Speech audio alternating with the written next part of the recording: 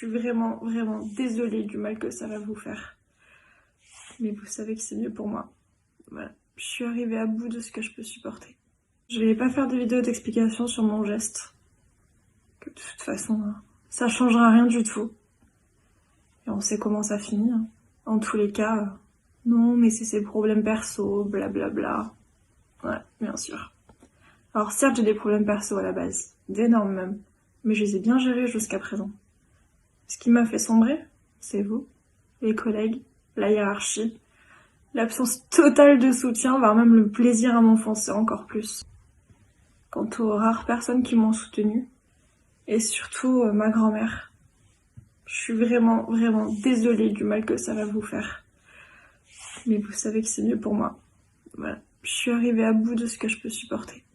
Elle s'appelait Aurélia, c'était une jeune policière et après cette vidéo, elle s'est suicidée. Alors elle le crie, elle le dit haut, que c'est la hiérarchie qui l'a poussée à se suicider. Et pourtant, jamais personne n'a été inquiété. Comme les 1200 policiers qui se sont suicidés, personne n'est jamais inquiété. La hiérarchie, ça part du ministre, aujourd'hui M. Darmanin, et ça redescend jusqu'aux petits fonctionnaires comme nous, qui sommes en première ligne, qui souffrons de ne pas pouvoir faire le métier de policier que nous aimons. On nous demande de faire des statistiques, on nous demande de ne pas travailler pour l'intérêt général, mais de travailler pour l'intérêt d'un ministre qui veut faire carrière. Et tout est mis en ordre de bataille, pour que ceux qui ne veulent pas rentrer dans le rang, soit se suicident, soit partent, soit se font révoquer. Aujourd'hui, M. Darmanin a des tristes records. Le record des suicidés, le record des policiers qui démissionnent, et aujourd'hui, le record des policiers révoqués. Voici 3 autres policiers qui ont été révoqués dernièrement par M. Darmanin. Cédric Vladimir, un syndicaliste, a été révoqué. Même si je ne partage pas toutes ses opinions, il a été révoqué en tant que syndicaliste. Alexandre Langlois, syndicaliste. Darmanin a tenté de le révoquer à 2 reprises. Il a gagné ses 2 procès et aujourd'hui il veut partir de la police. Alexandre Langlois, avec qui je ne partage pas toutes les convictions, est une belle personne qui se bat également pour l'intérêt des policiers et à qui on en a fait voir de toutes les couleurs, croyez-moi. Le capitaine de police Agnès Nodin, qui pareil vient de se faire révoquer une semaine avant moi pour avoir dit ce qu'elle pensait et de ce qu'il se passait à l'intérieur de la police nationale. Comme vous le savez, j'ai été révoqué par Gérald Darmanin pour avoir pris position, pour avoir dénoncé ce qui se passait dans la police et avoir critiqué M. Macron qui apportait atteinte à la présomption d'innocence à 2 reprises, à chaque fois contre des policiers ou contre le ministre Dupond-Moretti. Le référé, le juge des référés nous a dit qu'il nous renvoyait dans 1 an ou 2 pour le procès, pour que je puisse réintégrer la police et donc avoir un débat de fond. Donc je reste journaliste en attendant, mais c'est ce que je vous expliquais. Notre collègue Aurélia s'est mis une balle dans la tête. Vous n'avez plus le choix dans la police, soit vous démissionnez, soit vous vous suicidez, soit vous faites révoquer. Juste pour exemple, dans l'ancienne entreprise Orange des télécoms, qui s'appelait France Télécom, vous aviez du harcèlement hiérarchique. Eh bien, tout le monde a été condamné, il y a eu quelques morts, alors que dans la police, nous en sommes à 1200 morts et jamais personne n'est condamné. Car comme je vous le disais, la police est devenue une institution où l'omerta règne, où vous devez rentrer dans le rang et si vous ne rentrez pas dans le rang, on s'occupera de vous. Je vous invite maintenant à voir 2 vidéos de Cédric Vladimir, syndicaliste révoqué, et d'Alexandre Langlois, syndicaliste qu'on a voulu révoquer, qui veut donc partir de la police. Je vous invite vraiment à écouter leurs vidéos. Même si je ne partage pas toutes leurs convictions, ce sont des syndicalistes qui ont pris des risques pour l'intérêt général, que ce soit pour nos collègues suicidés, pour Cédric Vladimir ou Alexandre Langlois, qui s'est battu en tant que syndicaliste aussi pour l'intérêt de nos collègues. Je vous invite à partager cette vidéo en masse, je vous invite à vous abonner à la chaîne Touche pas à mon flic, et aussi, si vous le souhaitez, faire un don sur touchepasamonflic.com. C'est une association loi 1901 à but non lucratif qui œuvre dans l'intérêt des policiers. Et fier d'être flic, je vous donne rendez-vous avec Cédric Vladimir et Alexandre Langlois. La police nationale, c'est l'institution la plus mal managée qui existe. La preuve irréfutable de ça, c'est le nombre de suicidés. 1200 policières et policiers qui se sont suicidés en quelques années. Dans la police nationale, on trouve les plus mauvais managers. Et pourtant, ils n'ont aucune raison de se remettre en question puisqu'ils sont également les plus intouchables. 1200 suicidés, c'est 0 dirigeant ou hiérarque poursuivi et encore moins sanctionné. Les sanctions, en fait, c'est pour nous, les lanceurs d'alerte, qui les dénoncent. Quand vous les dénoncez, en fait, vous vous rendez coupable de manquement au devoir de loyauté. Manquement au devoir de loyauté, c'est le conseil de discipline et la révocation. Bien sûr, ce sont des révocations abusives puisque nous ne faisons que dire la vérité et en plus, sous mandat syndical, c'est notre travail de dénoncer ce qui ne va pas. Mais malgré le fait que ces révocations soient abusives, il peut s'écouler 2 ans avant qu'on soit réintégré. Pendant ce temps-là, eh bien, ça nous fait taire. Et c'est bien ce que recherche l'administration. L'administration préfère faire taire ceux qui dénoncent plutôt que ceux qui harcèlent. Et qui harcèlent même jusqu'à la mort. Après quasiment chaque suicide, les enquêtes éclairs déterminent toujours que nos camarades policières ou policiers se sont suicidés pour des raisons personnelles. Et là où c'est le plus grave, c'est que même quand certaines policières, comme par exemple Aurélia, se suicident en laissant et en nous transmettant une vidéo qui prouve complètement l'inverse, où elle accuse sa hiérarchie d'être responsable de son suicide et non pas ses problèmes personnels. Cette affaire, quand elle est passée en jugement, ce sont les causes personnelles qui ont été mises en avant et aucun membre de sa hiérarchie n'a été inquiété. Dans l'affaire que je viens de citer, je m'étais directement adressé au ministre de l'Intérieur. Vous vous doutez bien que ça m'a attiré de très gros problèmes pour ma carrière. Monsieur Darmanin, comme 50 de nos frères et sœurs chaque année, Aurélia n'a pas composé votre nouveau numéro vert avant de se tirer une balle dans la tête. Elle n'a pas non plus jugé utile de composer le numéro vert de votre prédécesseur, Monsieur Castaner. Aurélia et tous ceux qui ont eu le même destin qu'elle ne font pas partie de vos débats entre élites au Beauvau de la sécurité. Vous restez sourds aux cris de la base et préférez écouter toujours les mêmes qui vous racontent toujours la même chose. Nous, les flics de terrain, on doit sentir un peu trop la voiture brûlée pour que vous acceptiez de nous recevoir dans votre beau palais doré. En attendant, c'est à nous, ses camarades, qu'elle a envoyé son dernier message. Et je vais vous en faire part. La hiérarchie m'a tué. Ils diront que ce sont mes problèmes perso. Mais ce qui m'a fait sombrer, c'est la hiérarchie, l'absence totale de soutien, voire même le plaisir à m'enfoncer encore plus. La hiérarchie m'a tué, ne les laissez pas s'en sortir les mains propres. Et pour ça, Aurélia, tu le sais, tu peux compter sur nous. Oui, il y a un malaise profond dans la police. C'est la profession qui se suicide de plus en France en pourcentage. Quasiment un mort par semaine. Un malaise énorme qui pourtant n'est pas traité. Nous avons eu des exemples de ces dénis hiérarchiques par M. Castaner, qui devant la vague de suicides durant son mandat a proposé de mettre en place un numéro vert. Un numéro vert pour lequel il n'avait tellement pas mis d'argent sur la table que l'appel d'offres n'a pas trouvé preneur au premier tour. Ils ont dû faire un deuxième appel d'offres pour enfin trouver quelqu'un qui veuille bien s'occuper de ce numéro vert. M. Darmanin, voyant que les suicides continuaient, a pris doublement les mesures, c'est-à-dire qu'il a pris un deuxième numéro vert, tout aussi inefficace, le taux de suicide continuant d'être constant ou en augmentation. Mais comment les policiers en arrivent là? Souvent, on nous dit c'est à cause de leur arme de service. Malheureusement, dans les statistiques, seulement 50% des policiers se suicident avec leur arme de service. Peut-être que dans certains cas, cela facilite le passage à l'acte, mais prenons par exemple les chasseurs. Est-ce que le taux de suicide des chasseurs est plus important? Non, le malaise est donc bien lié à la profession de policier et non à la détention d'armes. Et deuxième chose, la profession d'agriculteur, qui est la profession qui a le plus grand nombre de suicides, un tous les 2 jours en France, n'est pas armée. Cela ne nous empêche pas de se suicider. Donc une fois de plus, le malaise et les suicides dans la police est lié à des conditions de travail particulières. Donc pour aller plus loin, je vais prendre un extrait d'un livre de Nadège Guidou, qui est psychologue et qui a fait un mémoire sur la police nationale. Donc je vous lis son extrait. Des rythmes de travail brisants, vie familiale et sociale. La politique du chiffre, basée sur une culture des résultats engendrant une souffrance éthique. Une organisation du travail de type taylorienne. Des méthodes managériales perverses et destructrices. Donc ça, c'était en 2012, cette analyse. Les choses ne se sont pas arrangées depuis. Nous avons M. Éric Morvan, directeur général de la police nationale, qui déclarait le 6 juin 2019 sur France 2, dans Envoyé spécial, justement, sur une émission sur le malaise dans la police. Le problème pour lui n'était pas conjoncturel, mais structurel, ce qui veut dire que c'est la police nationale qui pousse au suicide ses propres effectifs. Elle l'a reconnu par la voix de son directeur.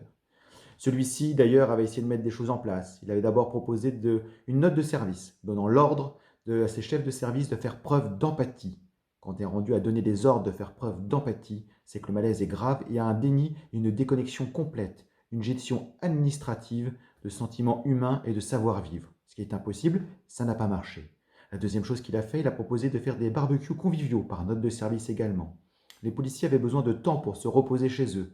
Il a dit non, ce sera sur votre temps personnel. Vous resterez encore en plus au service.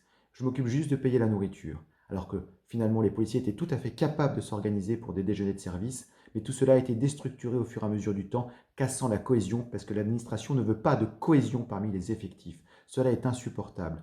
D'ailleurs, ça se démontre régulièrement. Le seul endroit où il y a encore une cohésion très profonde, c'est parmi les CRS. Les CRS qui peuvent tomber malades tous le même jour, et ce qui est très ennuyeux pour le gouvernement. À titre de comparaison sur le malaise dans la police et la non prise en charge de ce déni institutionnel, France Télécom avait eu un procès retentissant, France Télécom Orange depuis, à la fin du procès, pour 19 salariés suicidés sur une masse salariale inférieure à celle de la police nationale. 19 suicidés, c'est pour dire que la police nationale aussi entre 36 et 56 suicidés par an, pour une masse salariale inférieure à ceux de France Télécom Orange. France Télécom Orange, la direction a été reconnue coupable, des mesures ont été prises, ce qui n'a pas été le cas dans la police nationale, où tout est caché, mis sous le tapis, on ne doit pas regarder. Pourtant, des mesures simples peuvent exister. Il y a par exemple nos collègues québécois qui avaient proposé d'un recours aux psychologues régulier pour tout le monde, ce qui permet de détecter les cas de déviance ou de fatigue professionnelle et permet à tout le monde d'y aller sur un pied d'égalité, sans que personne soit pointé du doigt en disant tu es faible, tu ne fais pas le travail de tes collègues parce que tu es en séance psychologue, etc. C'était arrivé d'ailleurs, ceci dit, cette anecdote, à des collègues qui avaient fait le Bataclan. Ils avaient sorti les gens avec des barrières de chantier. Sur les ondes étaient ceinturées ce jour-là, parce qu'effectivement, tous les effectifs étaient sur le terrain. Et malheureusement, quand ils ont entendu sur les ondes, mais en fait, les terroristes sont encore à l'intérieur, ça les a choqués. Retour au service, mise en place d'une cellule psychologique. Très bien. Le chef de service leur dit, si jamais vous faites usage de la cellule psychologique, vos collègues feront votre travail pendant que vous ne serez pas là, parce que vous serez en train de vous soigner. Pensez-y, vous allez surcharger vos collègues. Ces collègues ont continué leur travail, et ce qui devait arriver arriva, quelques mois après, partir en burn-out, et ils sont en longue maladie, parce que justement, le mal n'a pas été traité tout de suite sous la pression hiérarchique, et pas du tout médicale. Mais aujourd'hui, le premier pourvoyeur de morts de policiers sont les policiers eux-mêmes, qui se tuent de leurs propres mains. Chaque année, ils sont 10 fois plus en moyenne à mourir de leurs propres mains que sous les coups des délinquants et des criminels. C'est un non-sens, quelque chose d'aberrant. Des gens qui s'engagent pour protéger leurs concitoyens ne sont pas protégés eux-mêmes par leur ministère. Je vais donner l'exemple d'un autre policier qui donc avait divorcé à cause de ses conditions de travail, parce que forcément à un moment sa femme disait je te vois plus, c'est compliqué, tu es en travail décalé. Oui, parce qu'effectivement les policiers travaillent en majorité dans un cycle de travail qui est le 4-2, ce qui veut dire qu'ils n'ont jamais les mêmes jours de repos, les mêmes jours de travail, et ils ne peuvent pas s'inscrire à des activités régulières, et finalement ils vivent en vase clos, et des fois leurs proches finissent par se séparer d'eux, faute de pouvoir les voir tout simplement, et ils se retrouvent isolés. C'est ce qui est arrivé à ce collègue avec sa femme, parce que souvent l'administration dit c'est des problèmes personnels, regardez, il a divorcé, il a séparé de sa compagne, il a des problèmes dans son couple. Mais quelle est l'origine de ces problèmes? Les problèmes, c'est les conditions de travail dans la police pour la majorité des cas. Résultat des courses, ce collègue ne voyait plus son enfant. Mais à un moment, il avait trouvé un équilibre, ce qui était parfait. Il travaillait dans le cycle qui est malheureusement pas forcément généralisé encore, parce que selon l'administration, économiquement, il est trop cher. C'est le 2-2-3. Donc il avait un mercredi sur deux, un week-end sur deux, qui tombait avec la garde de son fils. Et puis un jour, il a voulu changer de service, aller dans un service qui l'intéressait plus. On lui a dit, écoute, si tu viens chez nous, d'abord, tu feras les horaires. Il a dit, c'est 4-2 et le cycle que j'ai. Mais moi, ma priorité, c'est mon fils. L'administration lui dit, écoute, au début, tu dois faire comme tout le monde, tu auras 3 mois un peu difficiles, et après, on te changera de cycle pour que justement, tu puisses appliquer le jugement et voir ton fils. Il a dit, 3 mois, je peux faire le sacrifice pour mon équilibre personnel qui, normalement, se ressentira aussi sur ma vie familiale et auprès de mon fils. Au bout de 3 mois, il retourne voir sa hiérarchie, il dit, alors du coup, c'est bon. Il dit, oui, on te garde, mais par contre, tu ne peux plus retourner dans ton ancien service. C'est trop tard, le temps est passé. Et nous, on va te garder dans le cycle 4-2 parce que du coup, on n'a pas envie de te changer. Et j'avais votre parole. Non, mais est-ce que tu as un écrit? Non. Tu n'as pas d'écrit, donc tu vas rester comme ça. Ce collègue n'a pas pu voir son fils pendant 6 mois. Au moment de Noël, il a enfin pu l'avoir, il a eu des vacances pour pouvoir le voir. Et son fils l'appelle un mois avant, il lui dit, écoute papa, ça fait 6 mois que je t'ai pas vu, je ne veux pas te voir à Noël. Tu es un étranger pour moi. Ce collègue, à ce moment-là, avait une bouteille d'alcool dans son coffre. Il a bu, il est revenu un peu aviné au service. Et plus tard, il a sombré malheureusement dans l'alcoolisme à cause des répercussions de la gestion du personnel de la police nationale. La police nationale a voulu le sanctionner pour des manquements graves, alors que lui avait tout fait dans les règles, avait cru en la parole, en l'honneur de sa hiérarchie. Il a été désabusé. Il a fait des soins lui-même. L'administration n'a jamais fait l'effort de le soigner, de le suivre et de le remettre le pied à l'étrier, à part lui pourrir la vie, en essayant de le sanctionner, de le virer en tant que mauvais élément. Finalement, la défense syndicale qu'il a pu avoir lui a permis de retourner dans son service, de regarder son grade, et que l'administration a été clémente selon elle, alors qu'en fait elle n'avait rien fait, elle n'avait pas assuré le devoir de protection de ses propres salariés. Il y a des cas comme ça énormes et à l'appel, malheureusement. L'administration en fait fait tout pour détruire les gens. Et quand des personnes essayent de le dénoncer, le donner des alertes, elles sont elles-mêmes sanctionnées.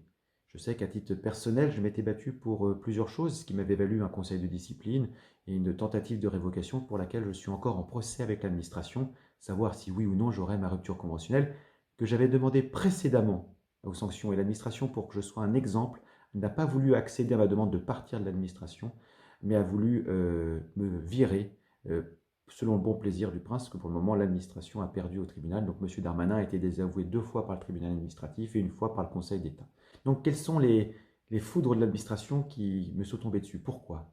Parce qu'il y avait dans l'Est de la France un médecin inspecteur régional de la police nationale qui agressait sexuellement ses recrues. Une partie. Il leur disait, attendez, vous allez vous déshabiller, il leur battait les seins, enfin des agressions sexuelles. M. Castaner a été alerté personnellement. Les échanges WhatsApp, enfin en tous les cas les envois WhatsApp sur son numéro personnel expliquant la situation ont été enregistrés et publiés sur Internet. Il n'a pas bougé, il a dit « Monsieur Frey n'a rien, vous êtes en train de faire des choses ». Et son cabinet à l'époque avait répondu « Écoutez, nous allons prendre toutes les mesures nécessaires ». Les mesures nécessaires avaient été de m'envoyer en conseil de discipline. Heureusement, le procureur avait été saisi par des plaintes et la police judiciaire est intervenue, a interpellé ce docteur de l'Est de la France et il a été présenté au tribunal. Au tribunal, il a été reconnu coupable des faits d'agression sexuelle. Il a été interdit d'exercer la médecine. Il a été fiché au fichier des délinquants sexuels. Donc quelque chose de réel, sérieux, qui n'a pas été pris en compte par l'administration. Et au contraire, l'administration a défendu jusqu'au dernier moment ce médecin qui a bénéficié de la protection fonctionnelle, c'est-à-dire tous ses frais d'avocat payés. Et les collègues victimes qui étaient à l'école de police et des jeunes recrues n'ont pas eu cette chance et ont dû se débrouiller par elles-mêmes avec un salaire inférieur à 1 000 €. Voilà où nous en sommes dans l'ignominie de notre administration. Donc à partir de là, effectivement, tout est compliqué. Tout va à volo en fait, quand l'administration fait tout pour protéger des pervers. Et au cours de ce procès, en plus, nous avons pu découvrir que tout le monde s'est défaussé en disant, on lui a dit qu'il fallait plus faire comme ça, du coup il était toujours accompagné, il laissait la porte de son bureau ouverte, donc tout le monde était conscient du problème, mais personne ne l'a réglé et tout le monde l'a nié. Également dans la police, il y a une perte de sens du métier. Effectivement, quand on rentre policier, c'est par, en général, conviction, de moins en moins parce que le pays de policier n'arrive plus à attirer convenablement parce que les missions sont déviées et ne ressemblent plus à l'idéal de chevalier blanc qu'on peut s'en faire. Mais quand on rentre par conviction, on n'est pas là pour remplir des statistiques et faire plaisir au gouvernement et au ministre qui doit rendre des bons chiffres. On est là pour protéger les gens réellement et concrètement et pas dans un tableau Excel. Donc effectivement, à Marseille, j'avais dénoncé avec d'autres policiers et des victimes également que les chiffres de la délinquance étaient falsifiés. Falsifiés parce que un vol à l'arraché, qui est un vol avec violence, se transformait en vol simple. Une tentative de vol avec effraction se transformait en dégradation volontaire. Donc on passait d'un délit à du contraventionnel. Et ainsi de suite, une manipulation complète. Les victimes n'étaient pas prises en compte, le procureur était mal informé, donc ne donnait pas les bonnes décisions. Et derrière, il y avait des conséquences parce que les policiers ne se retrouvaient plus dans le sens de leur métier. Ils devaient remplir des statistiques et être efficaces pour trafiquer les chiffres et non efficaces pour traquer les criminels et les délinquants. Pire que ça, c'est que les policiers sont déployés selon les chiffres de la délinquance. Effectivement, à Marseille, les chiffres où se déroulait justement cette falsification qui est un sport national, comme l'a confirmé un rapport général de l'administration et 2 enquêtes parlementaires. Et en plus, sur Marseille, un audit interne avait été fait et l'administration a dit « nous avons fait l'audit, donc tout est bien », mais l'audit malheureusement confirmait que les chiffres de la délinquance avaient été falsifiés, ou en tous les cas étaient erronés, voilà, pour reprendre leurs chiffres, parce qu'ils n'ont pas voulu être falsifiés, le policier ayant été en charge du rapport ne voulant pas risquer sa carrière plus loin que nécessaire. Et résultat des courses, donc à Marseille, les chiffres de la délinquance étant en baisse, les effectifs ont baissé. Et le lendemain de l'annonce des chiffres qui baissaient par le préfet avec le directeur départemental de la sécurité publique, des règlements de compte avaient lieu à la Kalachnikov et faisaient la une de BFM et de toutes les chaînes d'information, montrant que la réalité rattrapait les tableaux bureaucratiques qui sont envoyés à l'administration. mettant en danger les policiers et écœurant les gens du travail de policier en disant bah voilà, vous avez vu, vous ne faites pas votre travail, vous faites comme vous pouvez. Ben non, en fait, derrière, il y a toute une institution policière qui met en danger les policiers, y compris sur le terrain, et leur faire perdre le sens de leur travail. Et n'ayant pas un sens de travail, bah, au final, les gens se battent pour devenir garde-barrière en se disant bah, je vais avoir 12 heures, je vais ouvrir la barrière du tribunal et je ne vais prendre aucun risque. Je ne serai pas sanctionné, je n'aurai rien, je serai au chaud et je ne veux plus prendre de risques. Une démotivation complète des effectifs de police par un management délétère de la police nationale. La hiérarchie, l'absence totale de soutien, voire même le plaisir à m'enfoncer encore plus. Quant aux rares personnes qui m'ont soutenue, et surtout ma grand-mère. Je suis vraiment, vraiment désolée du mal que ça va vous faire. Mais vous savez que c'est mieux pour moi. Voilà, je suis arrivée à bout de ce que je peux supporter.